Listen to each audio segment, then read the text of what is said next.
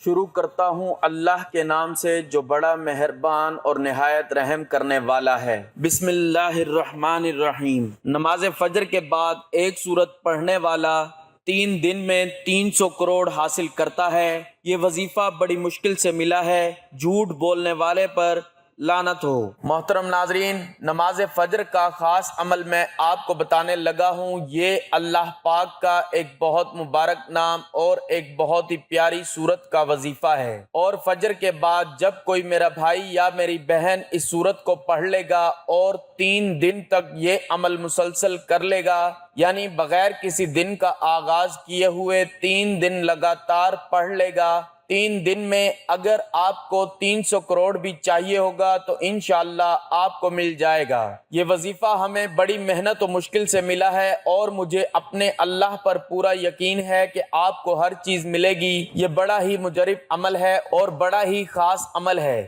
ناظرین محترم، اللہ کے احکام کو بجا لانے اور مصنوعات سے اجتناب برتنے کا نام بندگی و عبادت ہے۔ اسلام کے نزدیک عبادت کا مفہوم نہایت وسیع ہے۔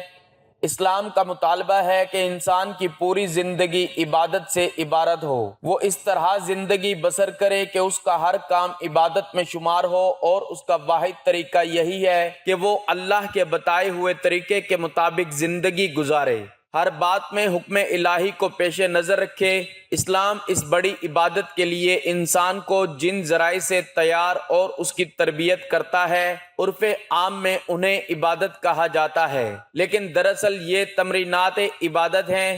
انہیں ارکان اسلام بھی اسی وجہ سے کہا جاتا ہے کہ اسلام کی عمارت انہی ستونوں پر قائم ہے۔ ارکان اسلام میں نماز سر فہرست اور پہلے نمبر پر ہے۔ ان تمام عبادات میں نماز کو جو اہمیت و فضیلت حاصل ہے وہ کسی بھی صاحب ایمان اہل نظر سے پوشیدہ نہیں ہے۔ نماز کی اہمیت کا اندازہ اس بات سے لگائیں کہ قرآن کریم کے ہر پیغام میں صلاۃ یعنی نماز کا لفظ حرف جلی میں موجود ہے۔ ایمان کے بعد سب سے اہم رکن جس کا مطالبہ اہل اسلام سے کیا گیا ہے وہ نماز ہی ہے۔ نماز مسلمانوں کی دینی پہچان اور امتیازی نشان ہے۔ یہی وجہ ہے قرآن و حدیث میں اس کی ادائیگی پر بہت زیادہ زور اور ترک پر وعید موجود ہے۔ بفرمان نبی صلی اللہ علیہ وآلہ وسلم، نماز کی دین میں وہی اہمیت ہے جو انسانی جسم میں سر کی ہے۔ مومن اور کافر کے درمیان امتیاز کرنے والی چیز نماز ہے، لہذا جس نے اسے چھوڑا اس نے کفر کیا۔ اس وعید سے اندازہ لگایا جا سکتا ہے کہ اسلام میں نماز کی اہمیت کیا ہے۔ جو چیز جس قدر اہم اور ضروری ہوتی ہے اس کی بجا آوری پر اجر و ثواب بھی اسی قدر زیادہ ملتا ہے۔ چنانچہ نماز کا ثواب بھی اس قدر ہے کہ انسان اس کا تصور نہیں کر سکتا۔ لیکن 5 وقتہ نماز میں فجر کی نماز کی اہمیت و فضیلت سب سے نمایاں ہے، اور اس کی ادائیگی پر اجر و ثواب بھی دیگر 4 نمازوں سے زیادہ ہے۔ اس کی وجہ یہ ہے کہ فجر کے وقت دنیا نیند کی آغوش میں محو استراحت ہوتی ہے اور خواب خرگوش کے مزے لے رہی ہوتی ہے۔ لوگوں پر غفلت اور سستی کی چادر تنی ہوئی ہوتی ہے۔ ایسے میں نرم و گرم آرام دہ بستر کو چھوڑ کر اللہ کی اطاعت و محبت میں بارگاہ الہی سے سجدہ ریز ہونا بڑا پرمشقت اور نفس کو زیر کرنے جیسا مشکل کام ہے۔ اللہ تعالیٰ کی سنت یہ ہے کہ بندے کو جس نیکی کے کرنے میں مشقت زیادہ ہو اور نفس و شیطان سے لڑائی لڑنی پڑے، اللہ اس پر زیادہ اجر و ثواب عطا کرتا ہے، چاہے وہ نیکی کتنی ہی چھوٹی کیوں نہ ہو۔ قرآن و حدیث سے بھی نماز فجر کی قرۃ و تلاوت قرآن کی اہمیت اجاگر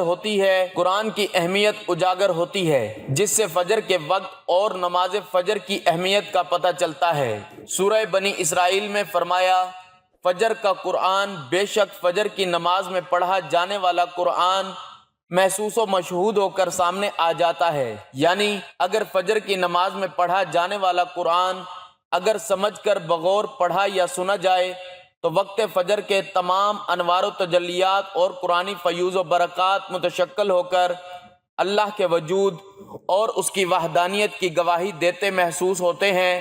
احادیث نبی صلی اللہ علیہ وآلہ وسلم سے بھی نماز کی اہمیت و فضیلت و نورانیت کا پتہ چلتا ہے۔ آپ صلی اللہ علیہ وآلہ وسلم نے فرمایا کہ فجر کی 2 رکعات سنتیں دنیا اور دنیا کی ہر چیز سے افضل ہیں۔ قرآن و حدیث اور اسلامی لٹریچر میں دنیا سے مراد مشرق و مغرب، شمال و جنوب کا کرۂ ارض نہیں، بلکہ دنیا سے مراد یہ کائنات اور اس کی تمام تر نعمتیں، خزانے، دولت و ثروت اور حکومت و سطوت مراد ہے۔ سوچئے جب فجر کی 2 رکعات سنتوں کی یہ فضیلت ہے کہ پوری دنیا کی نعمتیں اور خزانے اس کے سامنے مانند اور ہیچ ہیں، تو پھر فجر کے فرض کا کیا عالم ہوگا۔ صحیح مسلم کی روایت میں ہے کہ رسول اللہ صلی اللہ علیہ وآلہ وسلم نے فرمایا، جو شخص فجر کی نماز پڑھ لیتا ہے وہ اللہ کے ذمہ میں آتا ہے، یعنی جو شخص نماز فجر کا فریضہ ادا کر لیتا ہے وہ اللہ کی حفاظت میں آ جاتا ہے اور اسے کوئی بھی نقصان نہیں پہنچا سکتا۔ نماز فجر کی ادائیگی میں ہماری سستی و غفلت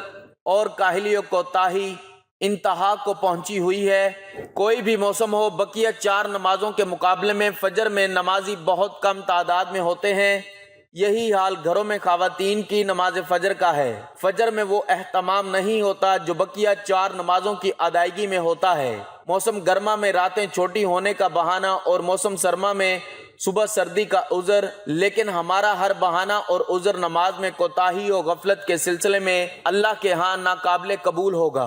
ہم میں سے اکثر لوگوں کو ایک شکوہ ہمیشہ رہتا ہے کہ روزی میں برکت نہیں، گھر میں برکت نہیں، کتنا ہی کما لیں پتہ ہی نہیں چلتا کہ کہاں گیا۔ ہر وقت کوئی نہ کوئی پریشانی رہتی ہے، کبھی بیماری تو کبھی کوئی اور تنگی۔ اگر ہم اس تمام بے برکتی، تنگ دستی، بے روزگاری اور پریشانیوں کو نماز فجر کی عدم ادائیگی کے پس منظر میں دیکھیں تو معلوم ہوگا یہ سب بے برکتی اسی سبب سے ہے کہ ہم نماز فجر کی ادائیگی میں حد درجہ کوتاہی، غفلت، لاپرواہی اور سستی کا شکار ہیں۔ رسول اللہ صلی اللہ علیہ وآلہ وسلم کے اس حوالے سے متعدد احادیث موجود ہیں جن میں رزق کی تقسیم و فراوانی اور برکت کو نماز فجر کی ادائیگی سے مشروط کیا گیا ہے۔ ایک فرمان نبوی صلی اللہ علیہ وآلہ وسلم کا مفہوم ہے کہ رزق تقسیم کرنے والا فرشتہ ہر صبح فجر کے وقت بندوں کا رزق لے کر زمین پر اترتا ہے، لہٰذا جو دروازہ فجر کے وقت کھلا ہوتا ہے فرشتہ اس کا رزق دروازے پر رکھ کر چلا جاتا ہے، اور جو دروازہ فجر کے وقت بند ہوتا ہے فرشتہ اس کا رزق واپس لے کر چلا جاتا ہے۔ اس فرمان نبوی صلی اللہ علیہ وآلہ وسلم میں فجر کے وقت دروازہ کھلا ہونے کا مطلب یہ ہے کہ جس گھر کے افراد صبح فجر کے وقت بیدار ہو کر نماز فجر ادا کرتے ہیں انہیں ان کا رزق عطا کر دیا جاتا ہے۔ دروازہ بند ہونے سے مراد یہ ہے کہ جس گھر کے رہنے والے صبح فجر کے وقت سوتے رہتے ہیں اور نماز فجر کی ادائیگی میں غفلت کوتاہی کے مرتکب ہوتے ہیں انہیں ان کے رزق سے محروم رکھا جاتا ہے۔ رسول اللہ صلی اللہ علیہ وآلہ وسلم کے فرمان کے مطابق فجر و عشاء کی نمازیں خیر و برکات سے معمور ہیں۔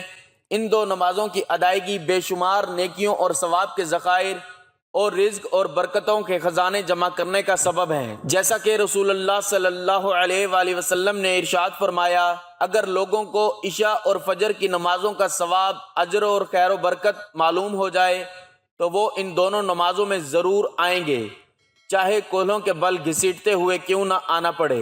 ہم میں سے اکثر نماز فجر خصوصاً اور دیگر نمازوں کو عموماً چھوڑ کر اپنے گھروں میں خیر و برکت کے لیے قرآن خوانی، میلاد کی محافل کے انعقاد، لوح قرآنی کے تعویذ آویزاں کرنے جیسے نیک کاموں کی طرف متوجہ ہوتے ہیں۔ اس سے تو انکار نہیں کہ بلا شبہ ان تمام کارہائے خیر میں برکت کا عنصر موجود ہوتا ہے، لیکن قرآن خوانی، محفل میلاد، لوح قرآنی کے نقش، گھر میں آویزاں کرنے سے خیر و برکت کا ہونا نماز کی ادائیگی سے مشروط ہے۔ ہر خیر و برکت کے سوتے وقت نماز سے پھوٹتے ہیں۔ اللہ کی تمام نعمتیں، برکتوں اور رزق کے دریا نماز کی ادائیگی سے ہی بہتے ہیں۔ اس کے ساتھ ہی یہ امر بھی اہم ہے کہ فجر کے علاوہ بقیہ 4 نمازوں میں بھی خیر و برکت نماز فجر کی ادائیگی ہی سے مشروط ہے، اس لیے کہ خیر و برکت کا آغاز نماز فجر کی ادائیگی ہی سے ہوتا ہے۔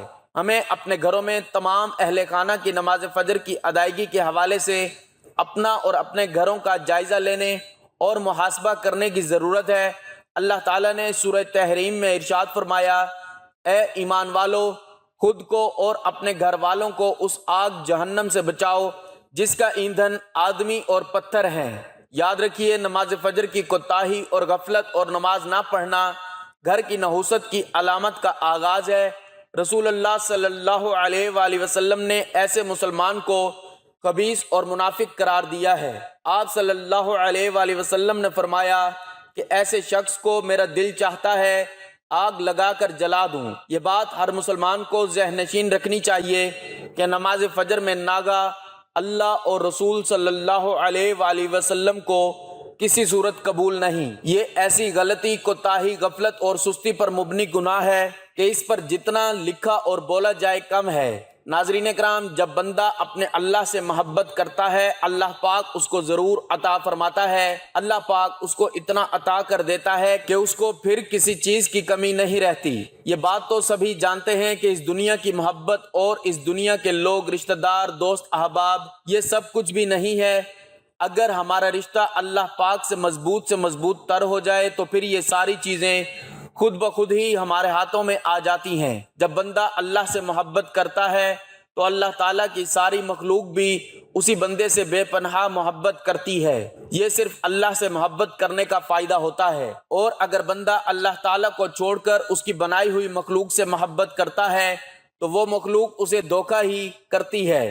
پھر وہ مخلوق سے گلے شکوے بھی کرتا ہے کہ میرے ساتھ یہ ہو گیا، اس بندے نے میرے ساتھ زیادتی کر دی ہے، فلاں بندے نے یہ کر دیا، یہ نہیں ہونا چاہیے تھا۔ تو بھائیوں اور بہنوں، ہمیشہ اپنے اللہ پاک ہی سے محبت کرو۔ ساری دنیا آپ کی ہو جائے گی، ہر چیز آپ کی ہو جائے گی، اور کسی کو حقیر مت سمجھو، کسی کو بھی برا مت سمجھو، اور اللہ تعالیٰ کی رحمت پر بھروسہ رکھو۔ کہا جاتا ہے ایک بار حضرت موسیٰ علیہ السلام کو اللہ تعالیٰ نے حکم دیا کہ سمندر کی طرف جاؤ، وہاں 3 کشتیاں ڈوبنے والی ہیں۔ حضرت موسیٰ علیہ السلام فوری حکم الہی کی تعمیل کرتے ہوئے سمندر کی جانب چل دیے۔ ساحل پر سکون تھا۔ بہت دور سے ایک کشتی آتی ہوئی دکھائی دی جو آہستہ آہستہ ساحل کی طرف بڑھ رہی تھی۔ ابھی وہ کنارے سے کچھ ہی فاصلے پر تھی کہ حضرت موسیٰ علیہ السلام نے آواز دی، اے کشتی والو، اللہ کا حکم آنے والا ہے، ہوشیار رہنا۔ انہوں نے جواب دیا، آپ جانتے ہیں کہ اللہ کے حکم کو کوئی نہیں ٹال سکتا، تو ہم اس کے بندے ہیں جو حکم الہی کے پابند ہیں۔ کشتی والے ابھی یہ بات کر رہے تھے کہ اچانک ایک موج اٹھی اور کشتی ڈولنے لگی۔ سوار اپنے آپ کو بچانے کی کوشش کرنے لگے۔ اتنے میں ایک اور زبردست موج آئی اور کشتی کو اپنے ساتھ بہا کر سمندر کی تہہ میں لے گئی۔ تھوڑی دیر میں ایک اور کشتی نظر آئی تو حضرت موسیٰ علیہ السلام نے انہیں بھی خبردار کیا اور کہا کہ ذرا محتاط ہو کر آنا۔ انہوں نے بھی پہلے والوں کی طرح جواب دیا کہ جو کچھ ہونا ہے ہو کر رہے گا۔ کشتی کنارے کی طرف لاتے رہے، یہاں تک کہ ساحل کے قریب آتے آتے یہ کشتی بھی ڈوب گئی۔ حضرت موسیٰ علیہ السلام اللہ کی حکمت کے بارے میں سوچوں میں محو تھے کہ انہیں ایک تیسری کشتی آتی ہوئی دکھائی دی۔ آپ نے اس کشتی والوں کو بھی نصیحت کی کہ دیکھو اللہ کا حکم آنے والا ہے، اپنے گناہوں کی معافی مانگتے ہوئے اس طرح محتاط ہو کر آؤ۔ انہوں نے جواب میں کہا، اے اللہ کے نبی، جس طرح آپ سچے ہیں اس طرح اللہ کا حکم بھی اٹل ہے، اسے کوئی نہیں بدل سکتا۔ لیکن اللہ کی رحمت بھی تو ہے، ہم اس کی رحمت سے کیوں مایوس ہوں؟ لہٰذا ہم اللہ کی رحمت پر بھروسہ کر کے آ رہے ہیں، اور وہ اپنی رحمت کے ساتھ ہمیں ضرور امن و سلامتی کے کنارے پر پہنچا دے گا۔ کشتی والوں کا یہ جواب سن کر حضرت موسیٰ علیہ السلام خاموش ہو گئے۔ جب وہ کشتی حفاظت سے کنارے آ لگی تو اللہ کے پیغمبر سوچنے لگے کہ اللہ نے 3 کشتیاں ڈوبنے کا فرمایا تھا، 2 تو ڈوب گئیں، تیسری سلامتی کے ساتھ کنارے آ گئی، یہ کیسے بچ گئی؟ غیب سے آواز آئی، آپ نے سنا نہیں کہ تیسری کشتی والوں نے کیا کہا؟ انہوں نے میرے حکم کو تسلیم کیا تھا، میری رحمت کو آواز دی تھی، اس پر میرا توکل اور بھروسہ بھی کیا تھا، تو اس لیے یہ کشتی میری رحمت کے طفیل بچی، کیونکہ جو بھی میری رحمت کے دروازے پر آ کر صدا دیتا ہے میں اسے نا امید نہیں کرتا۔ جب اللہ تعالیٰ نے مخلوقات کو پیدا فرمایا تو عرش پر لکھ دیا، میری رحمت میرے غضب پر غالب ہے اور میری رحمت سے نا امید نہ ہو۔ ناظرین کرام، کسی بھی انسان کو اپنے سے کمتر یا حقیر نہ سمجھو، کیونکہ ہر انسان کو اللہ تعالیٰ نے ہی پیدا کیا ہے، اور ہر کسی میں کوئی نہ کوئی خوبی ضرور رکھی ہے۔ ہر کسی کے اندر کوئی نہ کوئی ایسی خوبی یا صلاحیت ضرور ہوتی ہے جو اسے دوسروں سے ممتاز کرتی ہے۔ کسی کو بھی اپنے سے کمزور یا کمتر مت سمجھو، اور دوسری چیز جو میں نے بتائی ہے وہ اللہ تعالیٰ سے محبت، جب اللہ تعالیٰ بندے کے ساتھ محبت کرتا ہے تو حضرت سیدنا ابو ہریرہ رضی اللہ تعالیٰ عنہ سے روایت ہے کہ رسول کریم صلی اللہ علیہ وآلہ وسلم نے فرمایا، بے شک اللہ تعالیٰ جب کسی بندے سے محبت کرتا ہے، جبرائیل علیہ السلام کو بلا کر فرماتا ہے کہ میں فلاں بندے سے محبت کرتا ہوں، فرشتوں کو بھی حکم دو کہ وہ بھی اس سے محبت کریں۔ جبرائیل علیہ السلام اس سے محبت کرتے ہیں اور آسمان میں منادی کرتے ہیں کہ اللہ تعالیٰ فلاں شخص سے محبت کرتا ہے، تم اس سے محبت کرو۔ پھر آسمان والے فرشتے اس سے محبت کرتے ہیں، اس کے بعد زمین والوں کے دلوں میں وہ مقبول کر دیا جاتا ہے۔ ناظرین، اللہ سے محبت کرو گے تو دنیا آپ کے لیے آسان ہو جائے گی۔ آپ کی زندگی میں جتنی بھی پریشانیاں ہیں، جتنی بھی مشکلات اور رنج و غم ہوں گے، وہ سب انشاءاللہ دور ہو جائیں گے، اور پھر آپ کو قدم قدم پر اللہ پاک نوازتا ہی رہے گا۔ آپ کی جیسی بھی مشکل ہوگی، ہر مشکل حل ہوگی، پھر آنے والی مشکلات بھی ختم ہو جائیں گی۔ ناظرین اکرام، اب وظیفے کی جانب چلتے ہیں۔ یہ عمل کون سا ہے؟ یہ خاص وظیفہ کون سا ہے؟ اس کو کرنے کا کیا طریقہ کار ہے؟ اسے کس وقت اور کتنی بار کرنا ہے؟ یہ ایک دولت مند بننے کی یہ ایک سورت پڑھیں، پورے یقین اور اعتماد سے پڑھ لیں، انشاءاللہ تمام پریشانیاں ختم ہو جائیں گی، ہر مشکلات ختم ہو جائیں گی۔ پوری زندگی میں مختلف طرح کی پریشانیوں سے واسطہ رہتا ہے، انسان کو مختلف طرح کی آزمائشوں سے واسطہ رہتا ہے۔ حالات ہمیشہ ایک جیسے نہیں رہتے، زندگی میں اتار چڑھاؤ آتا ہی رہتا ہے، تو بس آپ لوگوں نے صبر کرنا ہے اور ہمیشہ نماز کی پابندی کرنی ہے۔ قرآن پاک میں بھی ہے کہ اللہ صبر کرنے والوں کے ساتھ ہے۔ جتنا آپ صبر کرو گے، اللہ پاک آپ کو اتنا زیادہ اور بہتر اجر عطا کرے گا۔ ہر مشکل کے ساتھ آسانی بھی چھپی ہوتی ہے، ہر مشکل کے ساتھ آسانی بھی چھپی ہوتی ہے۔ کئی لوگ ایسے ہیں جن کو دنیا میں ہر طرح کی ٹھوکریں لگتی ہیں، ان کو غربت کا بھی سامنا کرنا پڑتا ہے، مشکلات بھی آتی ہیں، یہاں تک کہ کچھ تو بھکاری اور فقیر بن جاتے ہیں، لیکن پھر جب اللہ پاک ان پر اپنا فضل و کرم نازل کرتا ہے تو وہ صرف اور صرف اللہ تعالیٰ سے مانگتے ہیں، تو اللہ پاک ان کو عطا فرماتا ہے کہ ان کے پاس کسی بھی چیز کی کمی نہیں رہتی۔ میری اللہ پاک سے دعا ہے کہ اے میرے پاک اللہ، اے میرے غفور الرحیم اللہ، دنیا جہان کے سارے خزانے آپ کے خزانوں میں تو کسی چیز کی کوئی کمی نہیں ہے، دنیا جہان کے سارے خزانے آپ کے خزانوں میں تو کسی چیز کی کمی نہیں ہے۔ میرے اللہ، جتنے بھی لوگ دنیا میں پریشان حال ہیں یا تنگ دست ہیں، طرح طرح کی مشکلات اور مصائب میں گھرے ہوئے ہیں، میرے اللہ ان کی مشکلات کو ختم فرما دے اور ان کو شاد و آباد کر دے، آمین۔ ناظرین اکرام، یہ وظیفہ آپ نے اس طرح کرنا ہے کہ جب آپ فجر کی نماز ادا کر لیں، اس کے بعد اسی جگہ پر بیٹھے رہنا ہے۔ آپ نے اول اور آخر میں 7 مرتبہ درود ابراہیمی پڑھ لینا ہے۔ ایک مرتبہ درود ابراہیمی میرے ساتھ بھی پڑھ لیں تاکہ ثواب ہو۔ اللہم صلی علی محمد وعلی آل محمد کما صلیت علی ابراہیم وعلی آل ابراہیم انک حمید مجید۔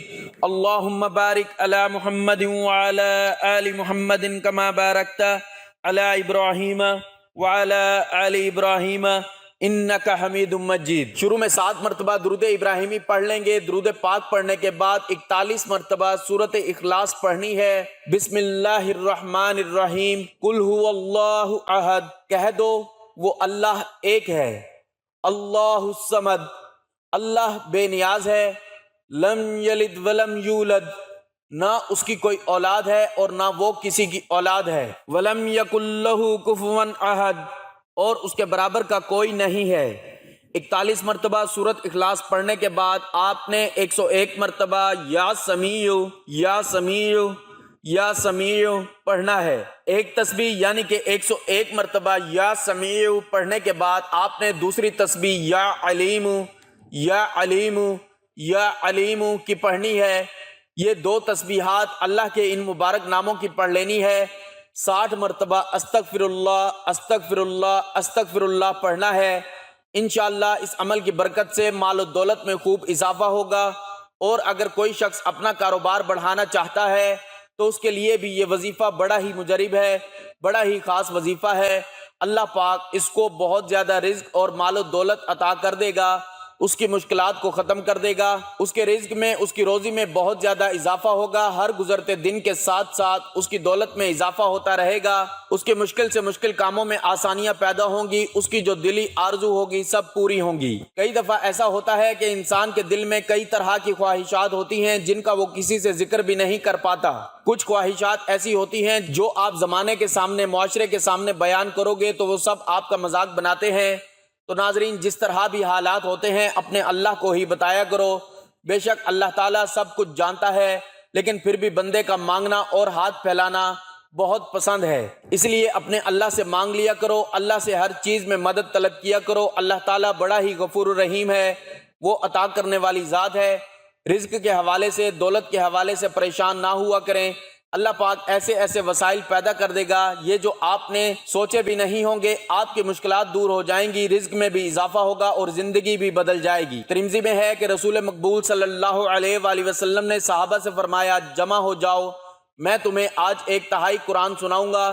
لوگ جمع ہو کر بیٹھ گئے، آپ گھر سے تشریف لائے اور سورت قل هو اللہ احد تلاوت فرمائی اور پھر گھر تشریف لے گئے۔ اب صحابہ کرام میں باتیں ہونے لگیں کہ وعدہ تو حضور صلی اللہ علیہ وآلہ وسلم کا یہ تھا کہ تہائی قرآن پاک سنائیں گے، شاید آسمان سے کوئی وحی آ گئی ہو۔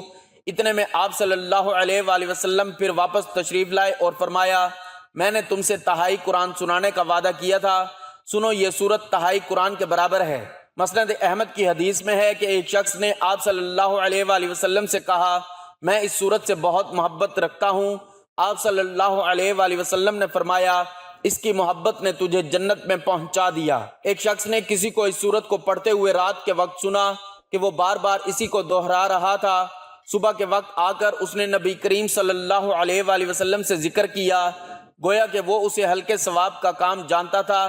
تو نبی صلی اللہ علیہ وآلہ وسلم نے فرمایا، اس کی قسم جس کے ہاتھ میں میری جان ہے، یہ سورت مثل تہائی قرآن کے ہے۔ آخر میں دعا ہے کہ میرے اللہ پاک، اے میرے غفور الرحیم اللہ، ہم سب کی مشکلات کو ختم فرما دے، ہمارے رزق میں، ہماری روزی میں، روزگار میں اضافہ فرما دے۔ میرے اللہ، ہمیں مانگنا نہیں آتا مگر تجھے تو خود دینا آتا ہے، میرے اللہ ہمیں بغیر مانگے سب کچھ عطا کر دے، آمین۔ ناظرین، گزارش ہے کہ اللہ تعالیٰ کے 99 ناموں میں سے کوئی ایک نام لکھ کر کمنٹس میں ضرور شیئر کریں۔ اللہ تعالیٰ ہم سب کا حامی و ناصر ہو، آمین، جزاک اللہ۔